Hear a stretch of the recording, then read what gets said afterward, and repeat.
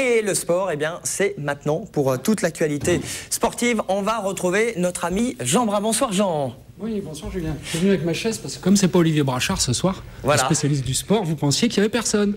Et donc j'ai amené ma chaise. Il est là. Hein, bon, Jean, on va parler justement de hand, des Bleus qui se rattrapent, les experts. Oui, ils se sont bien rattrapés puisque vous vous souvenez, hein, ils avaient perdu assez lamentablement contre l'Espagne pour le premier match de l'Euro en Serbie. On attendait qu'ils se reprennent face aux Russes. Ça a été le cas, hein, puisque Daniel Narcisse et Xavier Baraché ont retrouvé leur élan et leur surnom. Hein. Narcisse, on le surnomme Air France, tellement il saute haut. Il a marqué 6 buts, Baraché 4, donc ça c'est plutôt pas mal. La mauvaise nouvelle, c'est Michael Guigou, qui n'est pas remis de son hernie inguinale.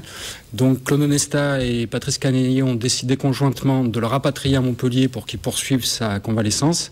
En échange, Patrice Canaillé envoie à Claude Onesta Samuel Enroubia, qui est la doublure de Michael Guigou en équipe de France. Toujours avec Nico Karabatic, le Montpellier. Toujours avec Nico Karabatic et William Acambré, qui n'a pas encore trouvé trop ses marques en équipe de France, mais ça va pas tarder. Celui qu'on attendait surtout, c'est Thierry Omeyer, parce qu'il avait fait une partie pas terrible face aux Espagnols. Contre la Russie, il a été énorme. Il a retrouvé son statut, 15 arrêts, c'était super. On l'écoute au micro de Hand TV. C'est toujours un bonheur hein, de jouer derrière une défense comme ça. Je pense qu'on a construit nos succès à la base d'une solide défense. Et aujourd'hui, dès l'entame, on a senti une grosse solidarité, un gros engagement. Et on a posé des gros problèmes aux Russes. Après, on a eu beaucoup de temps forts. On a eu un petit temps faible à un moment, mais on a bien su gérer ça quand ils sont revenus juste avant la mi-temps à 5 buts. Et après, même en début de deuxième, à -3. Et voilà, on a réussi à refaire l'écart. C'est bien, il faut qu'on continue sur cette voie et qu'on continue à monter en puissance.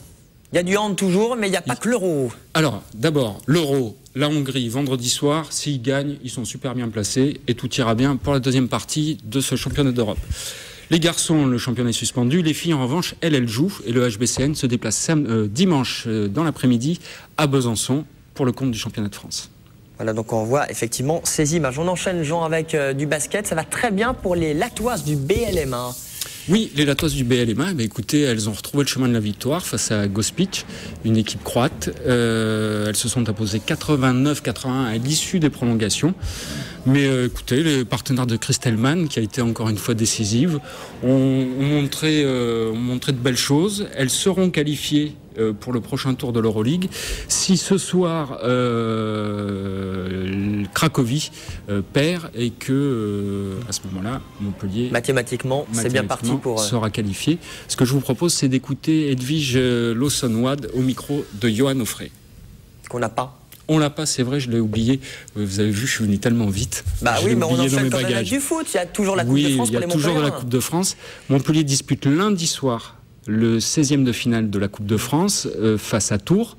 Tours, je ne sais pas si vous le savez, Julien, c'est le club d'Olivier Giroud. Exactement. C'est pas son club formateur, hein, parce qu'il a joué à Grenoble avant, entre autres. Mais c'est le club où Olivier Giroud a éclaté, puisque cette année-là, à Tours, il décrochait le titre de meilleur buteur de Ligue 2. Ce que je vous propose, c'est de l'écouter au micro d'Olivier Brachard.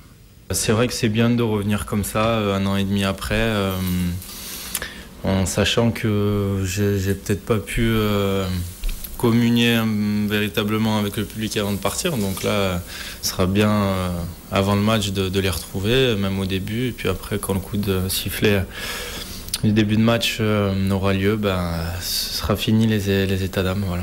Et sincèrement, honnêtement, j'espère un accueil assez chaleureux parce qu'on avait fait 2 très belles saisons avec à l'époque, quoi.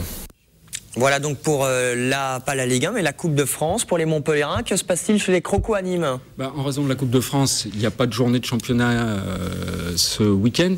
Alors le Nîmes Olympique va jouer face à Arles-Avignon samedi à 20h au Stade des Costières. Cela permettra à Thierry Froger, l'entraîneur de Nîmes Olympique, de tester certainement l'Ivoirien Jean-Baptiste Akassou. C'est un milieu défensif de 26 ans qui arrive tout droit de Hongrie. Lamine, vous suivez les Crocos, le championnat national ? Non, je confesse que non, pas trop. Je sais même pas en quelle division ils sont là. National ? En national, les Crocos. En national.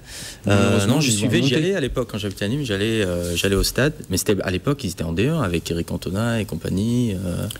À Montpellier, Cantona. Il a joué à Nîmes. Hein.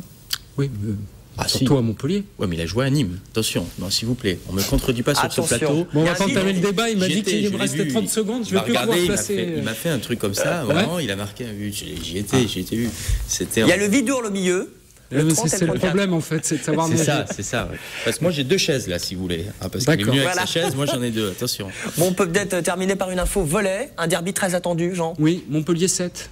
Hein, ouais, au match aller, 7 s'était imposé largement, 3-0, mais on peut espérer que les coéquipiers, enfin les joueurs d'Arnaud Josserand vont se reprendre. C'est au Palais des Sports de Castelnau-le-Lez, à 20h samedi soir.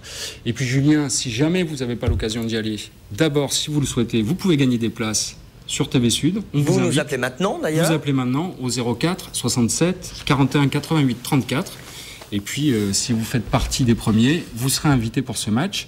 Et si jamais vous le ratez, parce que je sais que vous vous couchez tôt, vous pourrez toujours le revoir sur TV Sud lundi soir à 20h50 en intégralité avec au micro Olivier Brachard. C'est pour ça qu'il n'est pas là, il prépare. Bah voilà, ils sont pas bons à la rédaction là.